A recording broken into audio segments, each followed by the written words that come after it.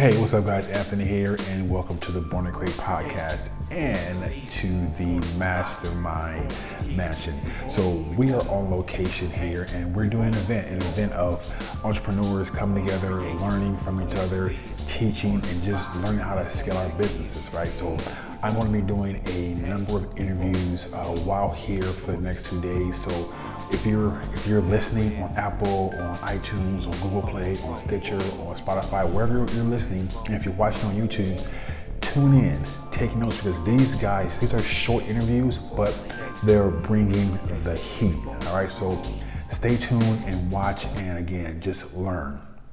And wherever you're listening from and watching from, thank you. If you find value in these podcasts, please consider subscribing and consider sharing what you've learned and the value, right? Because my goal is to teach people that you can create whatever you want, okay? So again, thanks for watching and listening to the Born to Create podcast. We will talk to you soon and stay tuned for this next interview, all right? We'll see you soon, bye. So this next interview is with an amazing lady named Pershetta Slack. Now, Pershetta has secured $4.2 billion, yes, $4.2 billion in grants for individuals and businesses, right? So listen to what she has to say, because if she's just secured $4.2 billion, she has some valuable information that you can learn from her today, all right? Enjoy the podcast. All right, Pershetta, welcome to the Mastermind Mansion. So we just got finished listening to your amazing presentation. Thank you. So it was great. So first thing I want to talk about is what's the importance of grants, because you did $4.2 billion in grants so far. So that's an amazing feat. Yes, thank you very much. So most people don't know about grants. So why are they so important to your business, to who we are? So grants are your key to sustainability. Okay. They are not necessarily your end all be all, but they're definitely going to be what nonprofits and for-profit companies want to look to as the initial source of seed capital and sustainable funds to get their businesses rolling, for continuity. And there's so much opportunity and so much diversity in grants it's just the ideal way to access the money that you need to support the missions and the initiatives that you're pushing to carry out. Okay.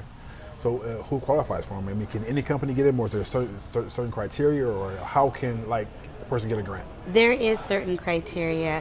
Most nonprofit organizations will qualify for grant funding. Okay. It really just depends on what type of nonprofit you are. Okay. Most obviously, our most common type of nonprofit is going to be your 501c3. Okay.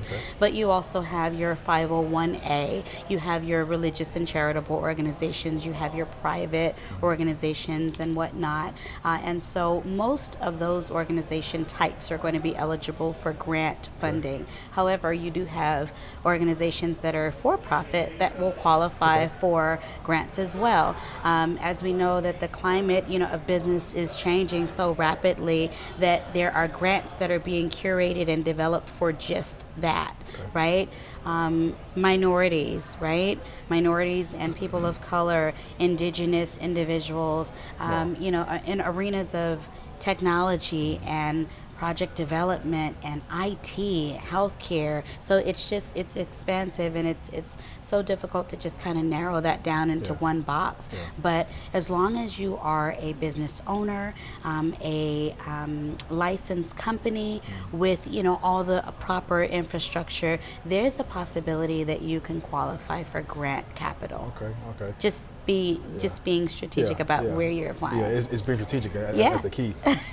So do people know about grants? Because when I hear grant, I hear $1,000 grant for for whatever, right? So do people actually know, or how is it in the market, or how do you find them? Because is it accessible, easily accessible? How do you know?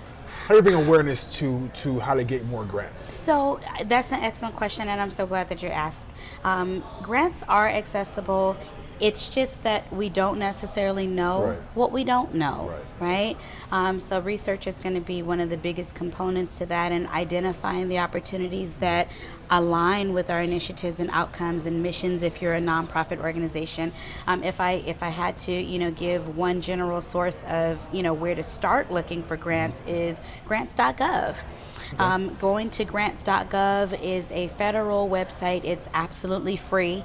It doesn't cost anything for you to actually create a profile there and actually filter down what it is that you do, the type of funding it is that you're looking for, and what those outcomes are. And it will literally give you an exhaustive list of grants and opportunities and RFPs. And from that point, where to start, and how to start beginning to frame your proposal and your response to those RFPs. Another great place is to check with your local resources like the Small Business Administration, like your community job core agencies. And some of your business development, even your chambers of commerce will have list of grants and micro grants that are available. A lot of the larger organizations that are funded by grants will also provide list of where that grant funding comes from, because it's not necessarily coming out of their pocket, but it's money that can be yours. Right. And having to be yours is key, right? So, Yes. so grants are something that you have to pay back. So You don't yours. have to pay it back. However, you do have to be very strategic about how you're allocating and how you're managing the funds that you get through a grant source. So it's free money, but there's something for you to do as well. Right. And grants is like credit check for grants, or like so. Downstairs, you said something that was pretty interesting. You said you mentioned competitive grants. Yes. Right. Yes. So how does one beat the competition and getting that grant if it's so competitive? So the competitive grants are grants that you're going to pursue, but you're actually in a pool of applicants, and thousands of organizations amongst yourself can be applying for the same type of grant. And that's where I kind of added that caveat that you want to distinguish your narrative. Yeah. You want to make sure that your story aligns very, very closely with what the outcomes of that grant making agency wants to fund and wants to support.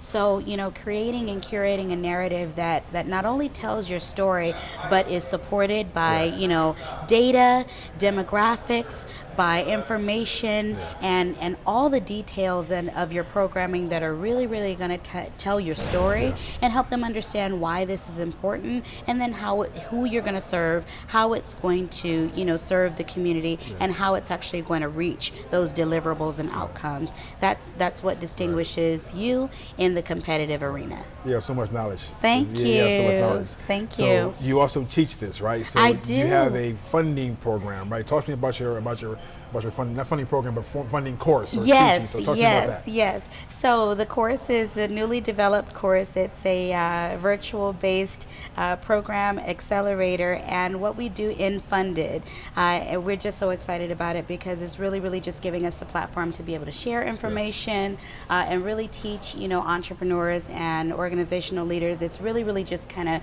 transforming the way that leaders learn. It's helping to kind of disseminate and dispel a lot of the myths and demystify the application process for grants.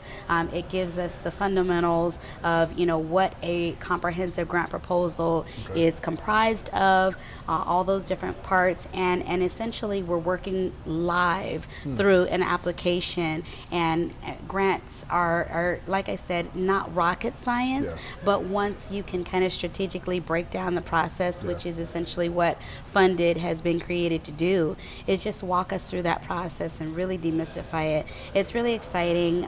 We have successfully, cycled through 2 cohorts, and those cohorts have, just really just been eye-opening for the nonprofit space, and that has been expanding for businesses and for-profit corporations of every scale, because there's so much money that's really coming down that funnel that we really don't want to segment that only to the nonprofit space. But I would love, to be able to just share more information about that, and for people to, visit our website, find out if it's something that could be advantageous or beneficial to their organization, because whether or not you hire a independent grant writer, you're going to want to acquire the skill to, create a narrative that tells your story. Yeah. Storytelling's important. I mean, they have to know your story. Know right? your story. Know your story. Know your story. That's amazing. And I always just kind of operate, and pardon my interjecting, but operate by the mantra that it's not necessarily what you say, but it's how you say it. I love that. It's how you say it. I love that. And that's the same thing in life, right? Yeah. It's not what you say, because you can say anything. You can say anything. It's just how you say it, right? And the grant making agencies are truly just waiting on us to say, that's all you had to say. Yeah. We didn't know it. Yeah, right? Yeah. Right. That's amazing. So anybody watching who wants a grant, I definitely want to push them towards your organization. Absolutely. Right? So tell us, how do we find you? Where we go? So I can be found on social media. Obviously, we're doing everything through social media now. Right. So I can be found under Pershetta.Slack on Instagram. We are in stages of actually restructuring our website, but all that information will be able, you'll be able to navigate there from our social media pages, have our Facebook page and whatnot, and then you'll be able to conveniently and easily apply to fund it as well, because also we want to make sure that that course is something that fits what it is that you're trying to do. So, quite selective about, who we're accepting into that program, because we want to make sure that we can deliver the outcomes that really, really put you in a winning position. Yeah, I mean, what you're doing seems so valuable. Thank you. It seems like so many people need it but don't know about it. So I'm absolutely. glad you're bringing awareness to this, because the misconception is that you need a bunch of money to start a business, and if you do, you do, but it doesn't have to be your money. It doesn't have to be your money, and that's another point that I touched on downstairs is that there are so many other organizations that have the actual tenure and the experience. If you are a new organization, even a new business owner, no matter what the infrastructure or the structure type of your business is, but building those valuable relationships, garnering, just gleaning from the wisdom and from the experience that other organizations can offer, even kind of curtailing your services and partnering with them through memorandums of understanding opens and creates opportunity for you to actually, kind of dip into their pot, because there's allocation requirements and reporting requirements that they have. So, as I mentioned downstairs, a lot of organizations are looking for opportunities to actually port, monies into smaller grassroots projects and things like that. So whatever that bright idea is, tell the story, open your mouth, create the relationships, make sure that you're making those valuable connections, because we never ever know, where that bridge will take us. 100%. And a lot of times it takes us right to the top. Right. And then one last thing is that I knew recently, but I always thought that if you had a nonprofit that you can't make money, and you smashed that downstairs. I did. So just touch briefly on that, because I know a lot of people think that, well, if it's nonprofit, how am I gonna get paid, right? Right. So with that, that is one of the biggest myths about nonprofit and in the nonprofit space, is that a nonprofit is not supposed to be profitable. However, there are several avenues and caveats and ways that you can be profitable as a nonprofit. As we talked about, downstairs, there are opportunities for you to create a subsidiary of your nonprofit that is for profit, and that's one way. Also, through your administrative, funding strategy. All of that does not necessarily have to come from grant funding. There can be profitable components such as sales, fundraisers and whatnot that can actually make you profitable. It's really just a matter of how you're strategizing the narrative, because you can both be serving and being served at the same time. Writing yourself into those grant RFPs and those proposals based on the work that you carry out. Write yourself into that grant, and you then become profitable. Like I said, partnering with those other agencies and partnering with those organizations that are big but don't necessarily have the bandwidth or the manpower to carry out their deliverables, and that's exactly what you do. Well, there's a memorandum of understanding, and behind that memorandum of understanding is a check. We like checks. We like checks. We like checks.